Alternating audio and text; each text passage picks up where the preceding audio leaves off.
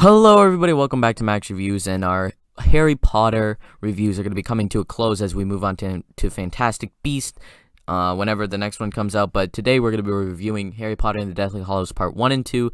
These are two very frustrating movies to talk about, so let's get talking about them.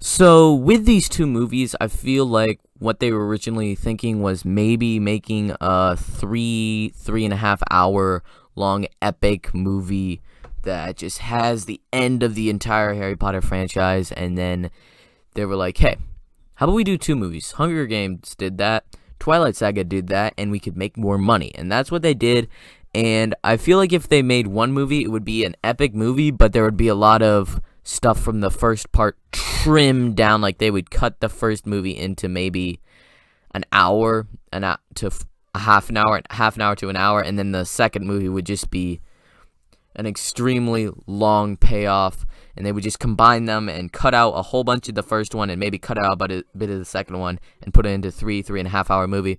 But instead they did two parts, which creates this extremely just frustrating thing for me, where part one is easily my least favorite Harry Potter thing that's come out so far, and part two is my favorite because they're so like set up payoff.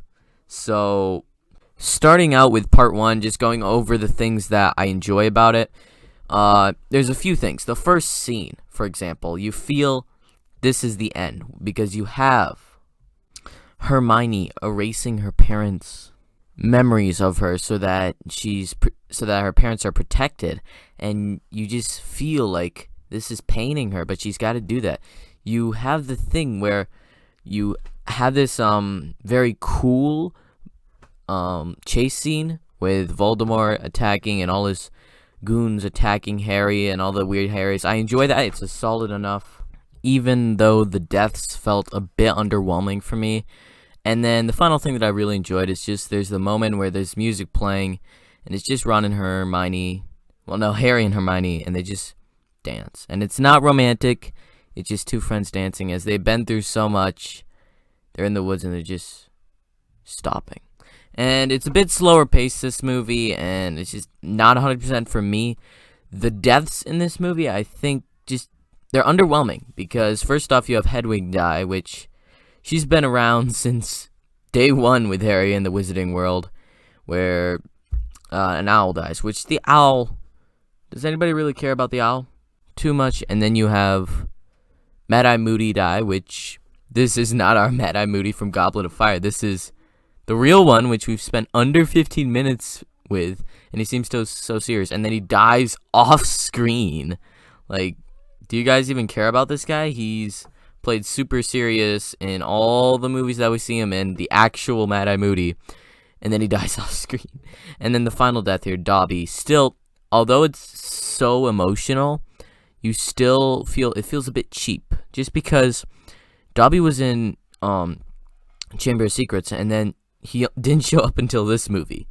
So it just seemed like he's returning just so that he could die. Another thing, Peter Pettigrew, he just gets hit by Dobby with some sort of curse, and then he's gone. That's the last time we see Peter Pettigrew. And I thought he was in part two, but he's not. So he's just gone. And like in the books, he's got this whole thing with Harry where Harry had saved his life, so he's got to sort of save Harry, and you have this whole thing going on, and it's interesting and it's intriguing where he's not a horrible person. And this one, he's just played for comic relief and gone. Swept under the rug, gone forever.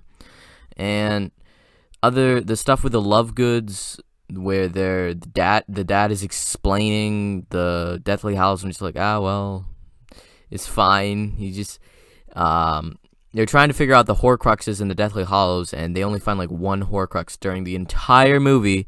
And part 2, they find everything else. So that's pretty frustrating. Even though this movie is longer, they only find one, and then in a 2 hour and 10 minutes movie, like 20 minutes shorter, they find everything else. Another thing would be that it's a lot cabin in the wood. No, not cabin in the woods. Tent in the woods. Just campfires. Ron like going away, being all mad, and just he's not likable anymore in this movie. He's likable in part 2, but not in this one. And just the stuff with that and how the movie ends. I think the movie ends on a great point with Voldemort getting the wand, the Elder Wand. But other than that, just feels a bit cheap, as I said. It doesn't feel like we're getting to the finale. Yeah, it feels that, but it feels a bit slower paced, a bit like, okay, one step at a time. Let's go to the next thing, keep it a bit slow, set up the Horcruxes that we'll never find until the second movie. I like that it sort of gets dark with Nagini, the snake, being like possessing or changing into this woman, and then she's attacking them. That was pretty creepy the first time I saw it. And then Bellatrix carving mud blood into Hermione's hand. One little gripe that I do have, there's Bill and Fleur's, I think. No, it wasn't Bill and Fleur. It might be Bill and Fleur. It was a wedding, and Harry, a wanted criminal, is just standing there in the open, like no protection, no apologies potion, just standing there. He's a wanted criminal. Everybody's looking out for him. In the books, they had him disguised, but in this movie, of course not. And then it starts, the actual start of the movie, it doesn't actually start with Hermione erasing her parents' memories. It starts with the new Minister of Magic, who is just like, everything's gonna be fine, and then he gets killed off-screen once again. What's the thing with off-screen deaths? Yikes. Oh, well, and you have, like, these werewolf people finding them. It's not what I wanted it to be for, like, a Harry Potter movie. I want it to just work well. I want it to be a bit more, it doesn't have to be exactly fun, but it has to, like, give me the yes, the triumph, and we don't really get that. It's all the setup for the triumph. So, Deathly Hallows Part 1 is my least favorite Harry Potter movie, least favorite Wizarding World movie currently. It's a 6.5 out of 10 for me, and I feel bad because this always has been my least favorite, but it feels like they just split it up, and they're like, we can make more money with 2. And I feel like that was the right way to go, because you'd have to put the bad stuff in Deathly Hallows Part 1 in Part 2 and sort of taint it. But that leads us to Part 2, and wow, some of the most payoff that I've ever seen in a movie. Like, you have Lord of the Rings, Return of the King, and I can't really think of anything else. Avengers Endgame. And then you have Deathly Hallows Part 2, which just kicks off, like, first 20 minutes, we go to Gringotts, we go to the bank, we have Hermione turn into Bellatrix, we have them steal a Horcrux, we have the guy betray him, the goblin, we have them escape on a dragon, and then they're getting back to rally forces at Hogwarts all in the first 20 minutes. It's fast-paced, it's going forward. It's not like super fast, but it takes its time with this very long siege of Hogwarts. We have each wizard using their powers and their unique skill, well, not unique skills, but just their powers, their spells to defend the school, put the wall around it, get the soldiers ready. And I just love, like, McGonagall's, I always wanted to use that spell, and she just has a bit of giddy nature, and it just works so well, where you could still have the happy moments in this extremely sad and also darker movie, where, like, characters that we knew in Goblet of Fire and all these different movies get killed off, and it's just some of the saddest deaths in the entire series. It's so emotional, and I just really, this movie is the end. You feel that Voldemort is here. He's attacking, and you have the great stuff with Snape in this movie, Voldemort and Snape, where Voldemort kills Snape and you get Snape's backstory, which usually it would not work if it was like a different actor, but the guy playing Snape does such an amazing job that you buy into it and it works so well. Ron isn't horrible in this movie. Hermione is great in this movie, and you just have the thing with Hogwarts. They're getting all of the Horcruxes. They destroy all of them. They destroy Nagini, and then you just have Dumbledore sort of return and talk to Harry, being like, "You're at a train station. You have an option. You could go with me, or you could come back." And you just have the return of Harry Potter, and Voldemort's just going crazy, killing them, and it's just like so yes. And you just the final battle isn't for me as good as the battle in Order of Phoenix, but this is still such an amazing, like, the entire movie is just the final battle. And you have just Mrs. Weasley fighting Bellatrix. You have all this stuff going on. Each little character gets their moment to shine. Neville, in this movie, you get to see that he was the leader when Harry wasn't there. He matured. He went from that kid where he has just giant character arc, where he goes from that kid in Philosopher's or Sorcerer's Stone, where he just wants to stop his friends. He's got good natures, but he's not really standing up to him. And then you get to the end of the series, and he is like the leader right below Harry, and it's so good for Neville. Just love his whole character arc. And then he's the headmaster of Hogwarts. You have the character arc with Snape, where it's revealed all this stuff that's been set up, because you have these 8 long movies over 18, I'd say over 18 hours of just all this, and it sets it all up, and it tips the dominoes down. It gives you the payoff. We go to the Chamber of Secrets with Ron and Hermione, and when they kiss and you actually feel that moment, you actually understand it's actual triumphant. But you also have like the death of Fred, which is so emotional. It's probably I feel like they don't give it that epicness like they did with Dobby's death, but it's just so sad. This character is so fun and been around since the first movie is gone, and you feel that sense of finalism. There are a few problems, like I don't really care for the whole thing with Harry talking to the ghost, the daughter of Ravenclaw, and he's like, "Hey, I need to help you to help me find the Horcrux." She's like, "No," and he's like, "Well, I want to destroy it." And she's like, "So did Voldemort," and he's like, "Well, I won't," and she's like, "Okay, sure." I don't really care for that as much. It's just a tiny little detail that I don't really care. Like, if it was not in the movie, I really would not notice. Albus Dumbledore being introduced, Dumbledore's brother, feels like it should be a bigger plot point than it is, but it's still pretty good.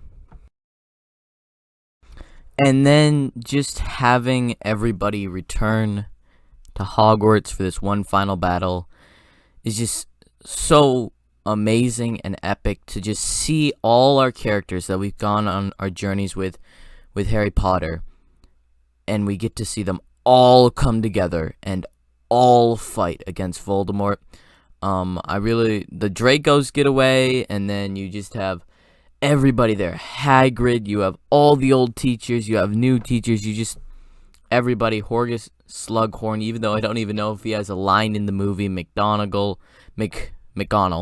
I can't even say it, but everybody's there, everybody gets their moment, and it's just such an epic movie. And it closes with just Voldemort finally being defeated, and then we go 19 years in the future, and it's one of the greatest endings to an entire, like, giant thing. Like, not a trilogy, I'd say a franchise. Like, I would call the Wizarding World a franchise, but Harry Potter in and of itself is a franchise.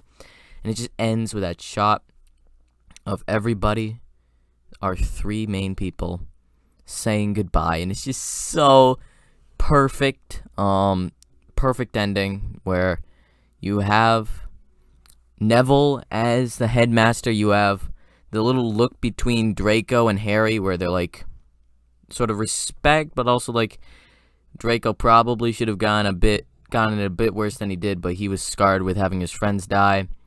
And you just have Harry and Ginny's daughter and 2 sons. You have Ron and Hermione's daughter, and it's just so well done. I just love it so much. Just the ending, one of the most emotional endings to an entire franchise ever. So I was trying to hold back. Like, I had to change so many of my Harry Potter final scores in the end, and because I just felt like I was going a bit too positive on stuff, like giving movies that I thought were fine an 8 out of 10. But this movie, I'm just gonna say it, it's a 10 out of 10 for me. This movie just hits me in the feels while also having amazing action and just so many great sequences that I really enjoy. And it's just the height of the Wizarding World currently. So, yeah, come back, I don't know whenever, because Fantastic Beasts and Where to Find Them I have never seen. So we're going to see my first reaction. I started watching like the first 5 minutes and I'm like, nope, I'm not feeling it right now. I don't want to check this out. So we're going to see. I don't usually have too many controversial opinions, but we'll see if I really enjoy them or if I really don't. I have no idea. I'm hoping that they're really good. We'll see. And then we're going to rank the Harry Potter, the people who have been Defense Against Dark Arts teachers, and then we're going to rank the movies. And so with that said, just thank you for watching. With the Harry Potter feels like coming to a close, and then I'm also going to review the special 20th year Return to Hogwarts, which I already watched, but I just want to rewatch it again after watching all these movies. And so just great ending to the franchise. Like, subscribe to Max Reviews. Come back later for Fantastic Beasts and Where to Find Them reviews. Braden out.